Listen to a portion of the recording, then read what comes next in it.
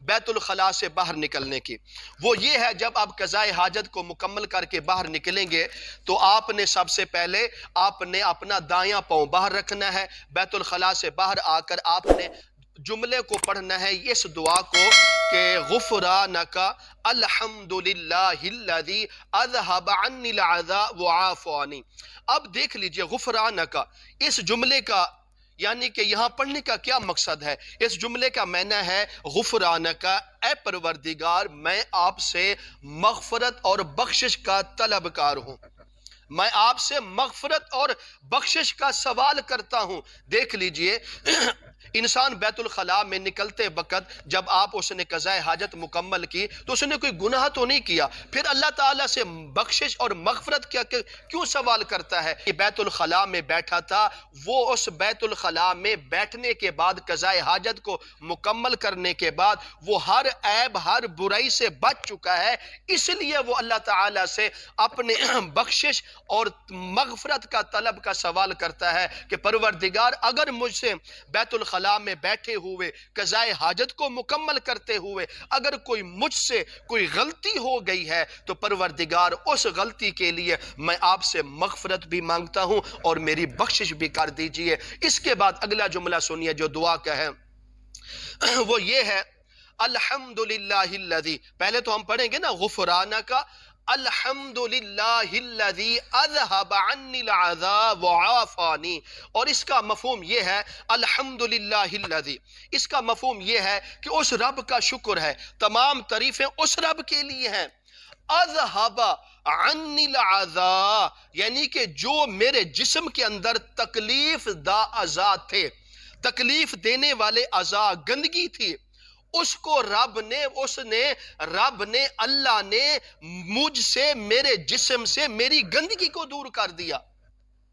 اور اس لیے فرمایا وعاف عنی، اور گندگی کو دور کرنے کے بعد مجھے عافیت عطا فرمائی۔ جب آپ کو قضائے حاجت کی یعنی کہ تقاضا ہوتا ہے تو آپ کو بے چینی ہوتی ہے، ہر انسان کو ایسی کیفیت ہوتی ہے، جب تک وہ قضائے حاجت مکمل نہیں کرتا اسے سکون نہیں ملتا۔ قضائے حاجت سے پہلے انسان کی اور کیفیت ہوتی ہے، اور جب قضائے حاجت سے فارغ ہو کر باہر آتا ہے تو اس کو یعنی کہ سکون محسوس ہوتا ہے، اور وہ سکون اسی جملے میں ہے وعاف عنی، کہ پروردگار نے مجھے عافیت عطا فرمائی ان اجزاء کو، ان چیزوں کو جو میرے جسم کے اندر تکلیف دہ تھے۔ اگر میرے جسم میں تھوڑی دیر وہ اجزاء، پیشاب کے اجزاء اور ٹھہر جاتے تو میرے لیے بہت تکلیف تھی، بہت نقصان تھا، لیکن پروردگار نے ان اجزاء کو باہر نکالا اور مجھے عافیت عطا فرمائی ہے۔ تو اس لیے دیکھ لیجئے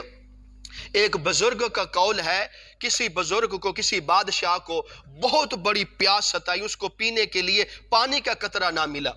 تو وہ ایک بزرگ کے پاس آیا کہ مجھے اگر آپ ایک گھونٹ پانی دے دیں، آپ جو مجھ سے لینا چاہیں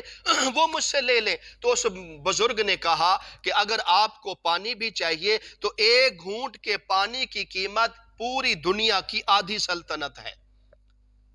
کیا ہے؟ آدھی سلطنت مجھے دے دو، میں آپ کو ایک گھونٹ پانی دے دوں گا۔ اس بادشاہ نے کہا ٹھیک ہے۔ اب جب اس نے پانی پی لیا تو وہ پانی پیشاب کے ذریعے نکلتا نہیں ہے، اب دوبارہ تکلیف ہو گئی اس کو۔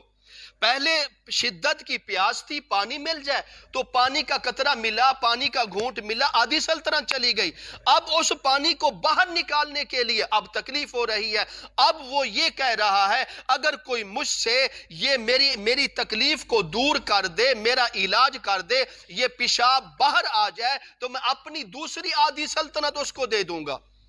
اور خود اندازہ کریں انسان کی زندگی کیا ہے، ہم کھاتے ہیں پیتے ہیں، ہمیں کوئی پتہ نہیں، ہم جو لقمے کھاتے ہیں، جو شربت پانی وغیرہ پیتے ہیں، ہم تو پی پی کے ڈکار مار کے چلے جاتے ہیں کہ کبھی ہم نے سوچا ہے یہ ہمارے جسم میں جا کر کیا کرتے ہیں، یہ ہمارے جسم میں کیا تکلیف دیتے ہیں، کیا فائدہ دیتے ہیں۔ اللہ تعالیٰ نے ہر انسان کے جسم میں ایک ایسی مشین کو لگایا ہے کہ وہ مشین ٹیسٹ کرتی ہے جو اجزاء تمہارے فائدے کے لیے ہیں وہ تمہارے جسم میں ٹھہر جاتے ہیں۔ جو اجزاء تمہیں تکلیف دینے والے ہیں اللہ تعالیٰ ان اجزاء کو پیشاب کے راستے سے باہر نکال لیتا ہے، اور یہ نظام اللہ تعالیٰ چلا رہا ہے۔ کبھی سوچا ہے، کبھی ان جملوں پر غور کی ہے، کبھی اللہ تعالیٰ کا شکر ادا کیا ہے کہ اللہ تعالیٰ نے ہمیں ہمارے جسم کو کس طرح چلا رہے ہیں؟ اگر ہمارے ہاتھ میں تکلیف ہو جائے، آنکھ میں تکلیف ہو جائے، کان میں تکلیف ہو جائے، جسم کے کسی حصے میں تکلیف ہو جائے تو ہمیں ہزاروں روپے ڈاکٹروں کو دینے پڑتے ہیں اس کو ٹھیک کرانے کے لیے، پھر بھی وہ اس انداز سے ٹھیک نہیں ہوتے جس انداز سے اللہ تعالیٰ صحت تندرستی دے کر ہر انسان کے جسم کو چلا رہا ہے۔ اے انسان، اس رب کا شکر ادا کرو جس رب نے آپ کے جسم کے اندر جتنے اجزاء ہیں، ہم تو کھانا کھا رہے ہیں، پھل کھا رہے ہیں، فروٹ کھا رہے ہیں، گاجریں کھا رہے ہیں، جو چیز آ رہے ہیں دبا رہے ہیں، کھا رہے ہیں، چبا رہے ہیں، کبھی ہم نے سوچا یہ ہمارے جسم میں جا کر کتنا فتنہ کھڑیں گے، کتنی تکلیف دیں گے، کیا نقصان ہے، کیا فائدہ؟ نہیں سوچا۔ یہ اللہ تعالیٰ نے سوچا ہے اپنے بندے کے لیے، یہ میرا بندہ ہے، میں اپنے بندے کو تکلیف نہیں دینا چاہتا۔ ٹھیک ہے، میرا بندہ میری بات نہیں مانتا، میرے در پر نہیں آتا، میری عبادت نہیں کرتا، کبھی تو آئے گا، کبھی تو اسے احساس ہوگا کہ وہ رب ہے جس نے مجھے پیدا کیا، کھلایا اور اپنی نعمتوں سے مالا مال کیا ہے۔ تو اس لیے ہر انسان کو چاہیے کہ جب آپ بیت الخلاء سے باہر نکلیں، ان دعاؤں کا اور بہت ساری باتیں ہیں لیکن وقت اجازت نہیں دیتا، اس لیے میں اشارہ کرتا ہوں، جب آپ بیت الخلاء سے باہر نکلیں، غفرانک الحمدللہ الذی اذہب عنی العذاب وعافانی، جب ان دعاؤں کو پڑھیں گے انشاءاللہ آپ کو بہت سارے فائدے محسوس ہوں گے۔ یہ دنیا میں بھی اس کے فائدے ہیں دعاؤں کے، اور مرنے کے بعد بھی اس کے فائدے ہوں گے۔ وہ انسان کامیاب ہے جو آپ صلی اللہ علیہ وسلم کے طریقے کے مطابق زندگی گزارتا ہے۔ اس لیے ہر انسان جاتا تو ہے نا، ہر انسان کے ساتھ یہ شرعی تقاضا ہے، قضاء حاجت کے لیے بیت الخلاء میں جاتا ہے، اگر وہاں جانے سے پہلے اور قضاء حاجت کو مکمل کرنے کے بعد اب سنت کا طریقہ اپنا لیں اور دعاؤں کا اہتمام کر لیں تو انشاءاللہ ان دعاؤں کی برکت سے آپ شیاطین کے شر سے بھی محفوظ رہیں گے، اور جو اجزاء تکلیف دہ ہمارے جسم میں رہ جاتے ہیں اجزاء سے بھی آپ محفوظ رہیں گے، اور اس کے ساتھ دعاؤں کا اہتمام کرنے سے انشاءاللہ اللہ تعالی ہم سب کی نجات بھی ضرور فرمائیں گے۔